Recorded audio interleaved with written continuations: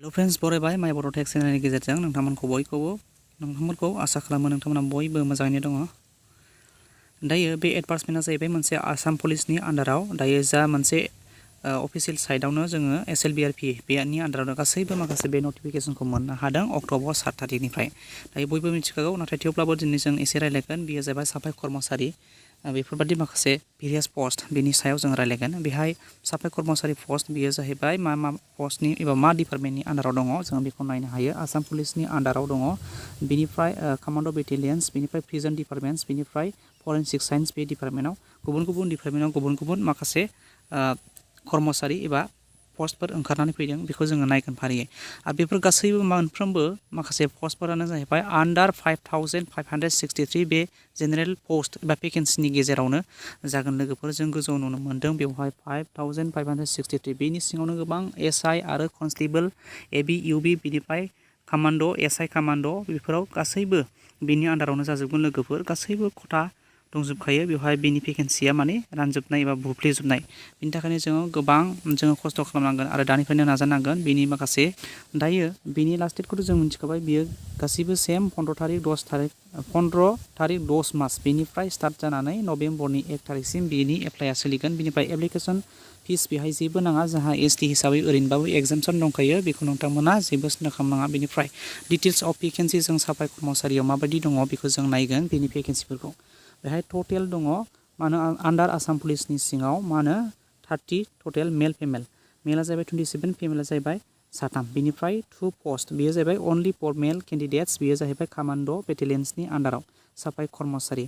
बेनिफ्राय दङ 2 पस्ट मेल केन्डिडेट्स बेबो जाहैबाय प्रिजन डिपार्टमेन्टनि आन्डाराव।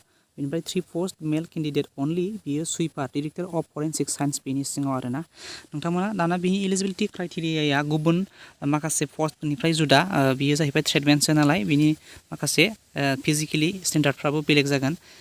बेनिफ्राय जोंहा ST हिसाबै एसआ एगजामसन दंखायो 25ब्लाबो आप टु 5 इयार्स प्लास खालामनानै नोंथांमोनहा रेहाय दंजोबखायो जों ST हिसाबै। बेनिफ्राय जों गाहायाव मा नांगोन साफाइकर्मचारिनि एप्लाइखौ जों मानिफ्राय खालामनो हायो। मिनिमाम क्लास बेवहाय नुनो मोन्दों 6 निफ्रायनो आप टु क्लास 12 सिम नोंथांमोना एप्लाइ खालामनो हागोन दे बिनि एलिजिबोला। दा बेवहाय जोङो मिथिनानै लानो गोनां दङ मोनसे लोगोफोर, नोंथांमोनहा बेवहाय नायदो आदार डिप्ल'मा क्वालिफिकेसन बेफोरनि सायावबो नोंथांमोनहा एक्सपिरियेन्स दङब्ला नोंथांमोना बे माखासे बिनायबाव मेनसन खालामनाय सार्टिफिकेट दङब्ला नोंथांमोनहा 5 मार्क्स मोनदेरगोन। बेहाय नोंथांमोना नायदो training certificate issue by sector skills बा काउन्सिल बेनि आन्डाराव नोंथाङा दङब्ला 5 मार्क मोनगोन, एबा मिनिमाम 1 इयार एक्सपिरियेन्स बा नन गभर्नमेन्ट अर्गेनाइजेसन एबा NGOनि आन्डाराव एबा माखासे डिपार्टमेन्टनि आन्डाराव नोंथाङा जुदि बेवहाय मा जाहैदों एक्सपिरियेन्स सार्टिफिकेट 1 इयारनि दंबा बेवहायबो 5 मार्क्स नोंथांमोना मोननो हागोन। बेनिफ्राय फिजिकेल स्टेन्डार्ड जों बेखौ नायगोन गाहायाव हाइट हिसाबै मिनिमाम खमावनो जोंहा STP 158 सेन्टिमिटारब्लानो जायो। गुबुन कनस्टेबलनिफ्राय बियो गोबां रेहाय आरोना। बेनिफ्राय फिमेल हिसाबै 147.5 सेन्टिमिटार। बेनिफ्राय सेसखौ जोङो नायगोन फिमेलाव सेसा। दायो मेल हिसाबै जोङो बिनि सेसआ जाहैबाय 80 सेन्टिमिटार। बेनिफ्राय एक्सपेन्ड खालामनांगोन 5 + 5 सेन्टिमिटार आरोना, माने टटेल बेयो 85 सेन्टिमिटार। मेडिकेल हिसाबै बेवहाय मेनसन खालामदों आइ टेस्ट लागोन, ओमफ्राय आथिं नोंथांमोननि नकनि बेफोरखौ चेक खालामगोन, आइ भिजन, बेनिफ्राय डिसटेन्स बेफोरखौ नायगोन आरोना नोंथांमोनखौ। बेनिफ्राय नोंथांमोना मबाइलजों एप्लाइ खालामोबा बिनि माखासे फर्मेटफोरखौ नायनानै लानाया मोजां। बेहाय फर्मेटआ सेम, बेहाय जेराव आसाम कनस्टेबल AB UB नोंथांमोना बेफोरनि माखासे फर्मेटफोरखौ नायबायबा बेनो सेम जागोन आरो। दानिया जोङो बेवहाय नुनो मोनो instructions for conduct of PhD and efficiency test.